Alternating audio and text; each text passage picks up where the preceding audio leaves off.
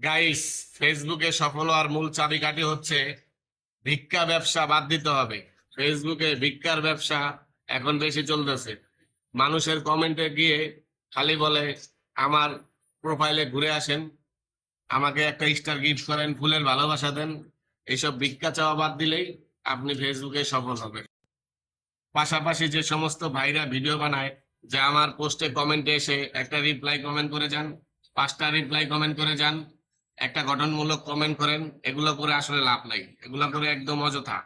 আপনি সুন্দর সুন্দর কন্টেন্ট তৈরি করেন, দেখবেন এমনিতেই আপনার ভিডিওতে ভিউ হচ্ছে, পেজে ফলো আসতেছে।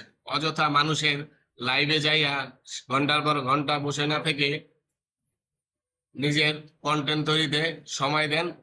ভালো কন্টেন্ট তৈরি করুন, দেখবেন সফলতা এমনিতেই আসবে।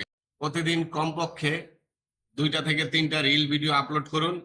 নিয়মিত 1 মাস আপলোড করলে অটোমেটিক আপনার যে কোনো একটা না একটা ভিডিও ভাইরাল হয়ে যাবে।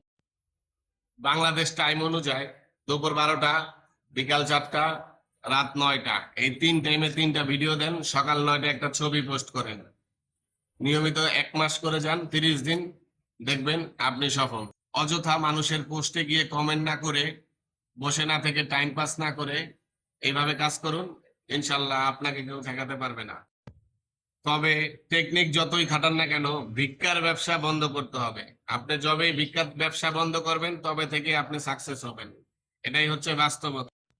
অনেকের আবার গায়ে লাগবে ভিক্ষা বলাতে, আর ভিক্ষাই তো এটা। আগে ছিল রাস্তাঘাটে ভিক্ষা করতো, এখন ফেসবুকে অনলাইনে ভিক্ষা করে।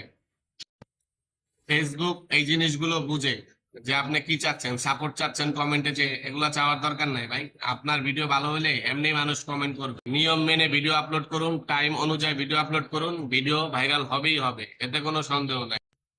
আজ পর্যন্ত কয়জন সফল কন্টেন্ট ক্রিয়েটরকে দেখছেন মানুষের পেজে এসে ভিক্ষা চাইতে?